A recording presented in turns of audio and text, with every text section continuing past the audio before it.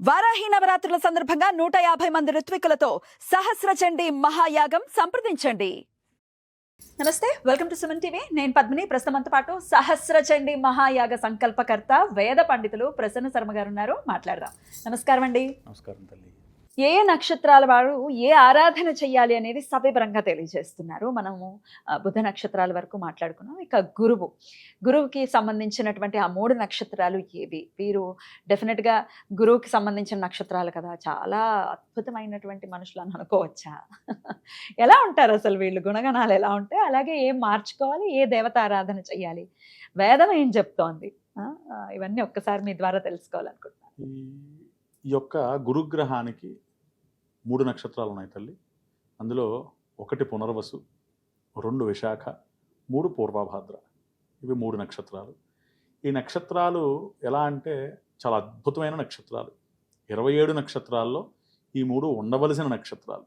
అందులో మెయిన్గా విశాఖ చాలా అద్భుతమైనటువంటి యోగకరమైన నక్షత్రం. ఈ యొక్క నక్షత్రాలు ఏంటంటే, చెప్పాను కదా ఇందాక, గురుగ్రహానికి ఉండేటువంటి 3 నక్షత్రాలు. ఈ నక్షత్రాలకి అధిపతి గురుడు, గురుడికి అధిపతి పరమేశ్వరుడు. ఈయన గురుడు అనేసరికి దేవగురువు, సమస్త విద్యాప్రదాత. అలాగే ఈ గురుగ్రహం సంతాన పుత్రకారకుడు. కాబట్టి విద్యా విషయాలు ఇత్యాది విషయాలన్నీ కూడా ఈ గురుగ్రహం వారు ఇస్తూ ఉంటారు. అయితే వీరేంటంటే ఈ 3 నక్షత్రాల వారు పక్క వాళ్ళు చెప్పినటువంటి విషయాలన్నింటినీ కూడా గుడ్డిగా నమ్మేసి అటు ఇటుగా అన్ని పనులు చేసేస్తూ ఉంటారు. వారి బుద్ధి చెప్పింది వినరు ఎంతసేపు కూడా. పక్కవారి యొక్క ఇంపాక్ట్ వీరి మీద చాలా ఎక్కువ ఉంటూ ఉంటుంది. అలాగే వీరు అనుకున్నారు అంటే ఖచ్చితంగా ఆ పని చేసి తీరుతారు. అనుకునేదాకా, సంకల్పం దాకానే చాలా సమయం తీసుకుంటారు. కానీ ఒక్కసారి సంకల్పం చేసినట్లయితే ఆ సంకల్పం పూర్తి అయ్యేదాకా దాని మీద స్టాండ్ అయి ఉంటారు. దానివల్ల కూడా కొంతమంది వీరికి శత్రుబాధ కలుగుతూ ఉంటుంది.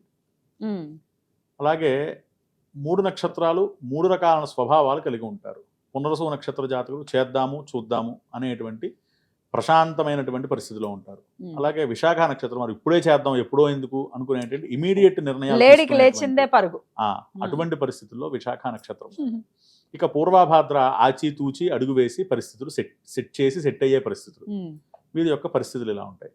ఇక మిగిలిన విషయాల్లోకి వచ్చేసరికి వ్యాపార సామ్రాజ్యాలకి, వీరి అడ్మినిస్ట్రేటివ్ రంగాలకి చాలా అద్భుతమైనటువంటి నక్షత్రాలు ఈ 3 నక్షత్రాలు. వారు ఎప్పుడు కూడా ఒక ఆధిపత్యాన్ని ప్రదర్శించడానికి మాత్రమే వారు నిరంతరము కూడా దాని మీదే దృష్టి పెడతారు. పక్కవాడు చెప్తే మనం విందాము అనుకునేటువంటి మామూలు ఉండేటువంటి స్థితిగతుల్లో ఉండవు. కానీ పక్కవాడు చెప్పిన మాటలు మాత్రం బాగా వింటూ ఉంటారు. ఈ రెండింటిలో కూడా చాలా అద్భుతమైన వ్యత్యాసం గమనించాలి. ఇటువంటి అన్నింటికి కూడా వారి అనుభవించేటువంటి ఇబ్బందులన్నింటిలోంచి బయటపడి సుఖంగా శుభంగా ఉండాలి అంటే ఖచ్చితంగా పరమేశ్వరుడు యొక్క ఆరాధన చాలా విశేషం. వీరు ఆరాధన ఎలా చేయాలని పరమేశ్వరుడు అంటే, సాధారణంగా అందరూ సూర్యోదయం అయిపోయిన వెంటనే చక్కగా శివాలయానికి వెళ్ళిపోయో, లేదా ఇంట్లో ఒక శివలింగాన్ని పెట్టుకునో ఒక అభిషేకమో, లేదా శివుడి యొక్క స్తోత్రాలు ఏవో చదవడమో నడుస్తూ ఉంటాయి. ఇలా కాకుండా ప్రతిరోజు సంధ్యా సమయము, గోధూలికా సమయము అంటూ ఉంటారు. అంటే గోవులు మన ఇంటికి వచ్చేటువంటి, పొలంలోంచి ఇంటికి వచ్చే సమయం సూర్యాస్తమయ సమయం. ఈ రోజుల్లో అటు ఇటుగా 6 నుంచి 6:30 మధ్యలో పెట్టుకున్నట్లయితే ఆ సమయంలో శుచిర్భూతులై చక్కగా శివాలయానికి వెళ్ళి, ఎక్కడైనా సరే మన పని ప్రదేశంలో అయినా సరే పక్కనే ఉండేటువంటి శుచిభూతులై పక్కనే ఉండేటువంటి శివాలయానికి వెళ్ళి ప్రదోష సమయంలో అట్లీస్ట్ కాళ్ళు చేతులైనా శుచిర్భూతులు అంటే వాళ్ళ అవకాశాన్ని బట్టి చేసుకుని ఒక 3 ప్రదక్షిణాలు చేసి స్వామి ఎదురుకుండా ఒక 5 నిమిషాల పాటు కూర్చుని ప్రశాంతంగా స్వామిని ధ్యానించి వచ్చేస్తూ ఉండొచ్చు. వీరికేమీ ప్రత్యేకమైన నియమాలు ఏమీ లేవు. ఒక 40 రోజులు ఇలా దీక్షాబద్ధంగా చేసి 41వ రోజు అదే స్వామికి రుద్రాభిషేకం చేయించుకుని చక్కగా ఎవరైతే చేస్తారో వారి కోరిన కోరికలన్నీ కూడా నెరవేరుతాయండి. కానీ అదే విధంగా పరమేశ్వరుడు పరీక్ష కూడా పెడతాడు ఆ 40 రోజుల్లో. ఈశ్వరుడు మనం అందరూ భోలాశంకరుడు అని చాలా అద్భుతంగా అనుకుంటూ ఉంటాం, ఇలా పిలిస్తే అలా వరం ఇచ్చేస్తాడని. కానీ పరీక్ష కూడా పెడతాడు. 40 రోజులు పూర్తి చేసేవాళ్ళు 100 మంది ప్రారంభం చేస్తే 15-20 మంది మాత్రమే పూర్తి చేయగలరు. ఎందుకంటే 40 రోజులు దీక్ష అంటే ఎలా చేయాలంటే ఒక్కరోజు కూడా స్కిప్ చేయకూడదండి. మరి ఆడవాళ్ళు అంటే అవ్వకుండా. మాకు 5 రోజులు ఉమ్, ఋతుక్రమానికి ఆ పర్వాలేదు. యొక్క ఎగ్జంప్షన్ ఉంది. ఓకే. సో 4 రోజులు పూర్తి చేసుకుని మారుస్నానం పూర్తయిన తర్వాత 5వ రోజు సాయంకాలం మళ్ళా దర్శనం ప్రారంభం. ఉమ్, వాళ్ళకి 45 రోజులు అవుతుంది. అవును. సో ఆడవాళ్ళకి ఆ ఎగ్జామ్షన్ ఉందండి. కానీ ఎవరైనప్పటికీ కూడా ఒక 10 రోజులు బాగానే వెళ్తారు. 11వ రోజు నుంచి ప్రారంభం. అది మళ్ళా 30-32 రోజులు అయ్యేదాకా పరీక్షలు మాత్రం అద్భుతంగా ఇస్తూ ఉంటాడు స్వామి. ఆ, ఇంకా మనసు అసలు ఆయన మీద నిలబడదే. నిలబడ్డం కాదండి, ఆ. ఏదో రకంగా ఆ ఆటంకం. టైంకే మనకి ఏదో పని వస్తుంది, ఆటంకం. ఏదో ఒక ఆటంకం. దాన్ని స్కిప్ చేసే పొజిషన్ ఖచ్చితంగా తెప్పించి పెడతాడు. ఉద్యోగస్తులు అనుకోండి, ఆ టైంకే ఏదో క్లయింట్ కాల్ బాస్ అంటారు, పిలవడం. లేదా బాస్ పిలిచాడు అంటారు, ఇంకోటి, లేదా ట్రాఫిక్లో స్ట్రక్ అయిపోయినాడు, కారులో వెళ్ళైపోయాను అంటారు. అది స్కిప్ అయిందా ఒక రోజు, మళ్ళీ డే 1 నుంచి మళ్ళీ కౌంట్. సో అలా ఎవరైతే 40 రోజులు దాన్ని కంప్లీట్ చేయగలుగుతారో చక్కగా వారు తీరని కోరికలు ఏవైనా ఉన్నా సరే అన్నీ కూడా స్వామి ఖచ్చితంగా తీరుస్తాడు. ఉమ్, కాబట్టి ఈ 3 నక్షత్రాల వాళ్ళు పునర్వసు, విశాఖ, పూర్వభాద్ర, ఈ 3 నక్షత్రాల వాళ్ళు ఈ యొక్క పరమేశ్వరుడు యొక్క ఆరాధన చేసినట్లయితే చాలా అద్భుతమైన ఫలితాలు వస్తూ ఉంటాయి. ఏదైనా నామం చెప్తారా శివుడికి ఈ యొక్క సంబంధించి? నామాల్ని 11 ఏకాదశ రుద్రుల్ని కలుపుకుని చెప్పుకునేటువంటి అందరికీ తెలిసిన నామం నమస్తే అస్తు భగవన్ విశ్వేశ్వరాయ మహాదేవాయ త్రియంబకాయ త్రిపురాంతకాయ త్రికాలాగ్నికాలాయ కాలాగ్నిరుద్రాయ నీలకంఠాయ మృత్యుంజయాయ సర్వేశ్వరాయ సదాశివాయ శ్రీమన్మహాదేవాయ నమః. ఈ యొక్క ఏకాదశ రుద్రుల్ని స్మరించుకుంటూ ఉమ్, చక్కగా వారు ఉదయాన్నే ఇది చేసుకుని సాయంకాలం చక్కగా స్వామి యొక్క ఆలయానికి వెళ్ళి ప్రదక్షిణ పూర్వకంగా స్వామివారిని దర్శించుకున్నట్లయితే ఉమ్, ఎంత ఐశ్వర్యం వస్తుందో మనకే తెలియదండి. ఉమ్, ఐశ్వర్యం ఈశ్వరాధీనం ఆ, అన్నారు. అందరూ కూడా ఐశ్వర్యం అంటే లక్ష్మీదేవి ఇస్తుందేమో అనుకుంటారు. ఆ. కానీ ఐశ్వర్యం ఇవ్వాలంటే లక్ష్మీదేవి అనుగ్రహం ఉంటే కుదరదండి. ఈశ్వరుడేనా? ఈశ్వరుడు యొక్క అనుగ్రహం కావాలి. ఈవిడ కేవలము ఆ ఖజానాకి కాపలా మాత్రమే. ఈవిడ దానికి అధిష్టానం పరమేశ్వరుడు. ఆయన శాంక్షన్ చేస్తే ఈవిడ ఇస్తుందండి. ఉమ్, అంటే ఒక ముఖ్యమంత్రి శాంక్షన్ చేస్తే మంత్రి ఎలా ఇస్తాడో ఇది కూడా అంతేనండి. ఓకే. ఆవిడ కూడా అందరి దగ్గరికి వెళ్ళదు కాబట్టి కుబేరుని నియమించుకుంది ఆవిడ. ఉమ్, ధనధాన్య ప్రవర్ధకాయ ఖచ్చితంగా. కాబట్టి హెడ్ ఆఫీస్ ఈయన కాబట్టి ఖచ్చితంగా ఆయన మనం ఆరాధన చేసినట్లయితే అష్టైశ్వర్యాలతో తొలతూగుతాం. ఐశ్వర్యాన్ని కాంక్షించే వారు కూడా మరి ఈ పద్ధతిని ఖచ్చితంగా అవలంబించవచ్చా? చేయించిన పరమేశ్వరుణ్ణి చక్కగా విభూతి ధారణ చేసి Hmm. చేసినట్లయితే, ఎందుకంటే విభూతి అనగా ఐశ్వర్యం, మనందరికీ తెలియని విషయం అండి ఇది. విభూతి ఐశ్వర్యం కాబట్టి చక్కగా ధనార్థులు ఎవరైతే ఉంటారో రుణ బాధలు కానీ ధనాన్ని అర్జిద్దామనుకునేటువంటి వారు కానీ చక్కగా 4 బిల్వదళాలు పట్టుకుని పరమేశ్వరుడి వద్దకు వెళ్ళి చక్కగా స్వామికి సమర్పించి 5 నిమిషాలు దర్శనం చేసుకుని రండి. ఒక మండలం పాటించండి, ఖచ్చితంగా సత్ఫలితాలు పొందుతారు. ఇప్పుడు మీరు చెప్పిన ఇప్పుడు నమస్తే అస్తు భగవన్ అది ఆడవాళ్ళు కూడా చదవచ్చా? ఎవరైనా చదవచ్చు తల్లి.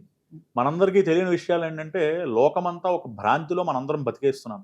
ఆడవారు శివారాధన చేయకూడదు, అభిషేకం చేయకూడదు మనం అనుకుంటున్నాం కదా. అంటే శివుడిని ఆరాధన చేయాలంటే ముందు మనం శివుడు అవ్వాలి అనే మాట వింటూ ఉంటాం అవును కదా, తల్లి. దాన్ని మీరు అయితే ఏకీభవించరా? ఏకీభవిస్తానండి. ఉమ్. శాస్త్రం చెప్పింది. ఉమ్. ఏం చెప్పిందంటే దాంతో పాటే నా రుద్రో రుద్రమర్చయేత్ అనేటువంటిది శాస్త్రవచనం. ఉమ్. నేను రుద్రుని అయితేనే రుద్రుని రుద్ర. ఆరాధన చేయడానికి వస్తాము. ఉమ్, కానీ ఇది పరమేశ్వరుని ఆరాధన చేయడానికి. ఉమ్. అదే శాస్త్రం అదే దాంట్లో కూడా చాలా అద్భుతమైన వాక్యాలు కొన్ని చెప్పబడి ఉన్నాయండి. దేహో దేవాలయ ప్రోక్తో జీవో దేవ సనాతన త్యజేతు అజ్ఞాన నిర్మాల్యం సోహం భావేన పూజయేత్. మనందరం అనుకుంటూ ఉంటాం కదండి, పరమేశ్వరుడు కూడా ధ్యానం చేస్తూ ఉంటాడు కదా. ఏం చేస్తాడు ధ్యానం? ఉమ్.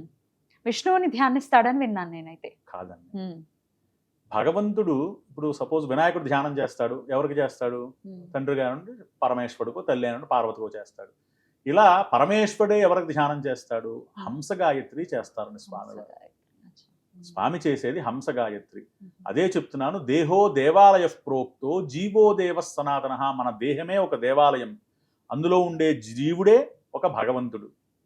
ఆ యొక్క జీవుణ్ణి కనుగొనడానికి నాలో ఉండేటువంటి అజ్ఞానం అంతా కూడా ఒక నిర్మాల్యం వలె తీసేసి ఆ జీవుణ్ణి కనుక్కునేటువంటి అవకాశం నాకు ఇవ్వవయ్యా అని చెప్పి ధ్యానం చేయాలటండి మనం. ఇదే హంస ధ్యానము, హంస గాయత్రి అంటూ ఉంటారు. చాలా వాటిల్లో మెడిటేషన్ ఇత్యాది వీటిల్లో ఈ హంస మెడిటేషన్ అనేది చాలా అద్భుతంగా చేస్తూ ఉంటారండి. ఎందుకంటే మనం భగవంతుని తెలుసుకోవడానికే ఈ మార్గాలు, ఏది రోజు గుడికి వెళ్ళడం దగ్గర నుంచి, అనుష్ఠానం చేసుకోవడం దగ్గర నుంచి, చివరాఖరి శ్రీచక్రార్చనతో సహా. శ్రీచక్రార్చన అనేసరికి ఏమొస్తుందంటే మనందరికీ తెలుసు, ఏదో 9 ఆవరణలు ఉంటాయి, కింద నుంచి పైదాకా అమ్మవార్లు ఉంటారు, పైన బిందువులో మేరువులో అమ్మవారు ఉంటారు, లలితాత్రిపుర సుందరి అనుకుంటాం. దాని అనుసంధానంగా అలా ఎన్ని సంవత్సరాలు చేసినా మోక్షం రాదండి.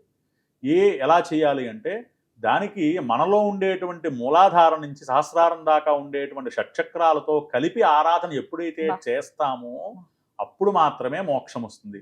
అది ఎప్పుడు వస్తుంది? ఇటువంటి హంస ధ్యానంలో నాడీ మండలాన్ని ఉత్ప్రేరకించి కింద నుంచి పైదాకా ఆ యొక్క నాడిని తీసుకురావడం వల్ల జరిగేటువంటి సాధన మోక్ష సాధన. ఇది శ్రీచక్రార్చన చేసే వాళ్ళకి బాగా అర్థమవుతూ ఉంటుందండి. అటువంటి యొక్క ఆరాధన చేసేటువంటి సమయాల్లో సాక్షాత్తు పరమేశ్వరుడే చేసేటువంటిది హంస గాయత్రి. కాబట్టి అటువంటిది ఆడవాళ్ళు చేయాలి చేయకూడదు అనేటువంటి సంశయం పక్కన పెట్టుకుంటే మనందరికీ పురాణాలు తెలుసు కదండి.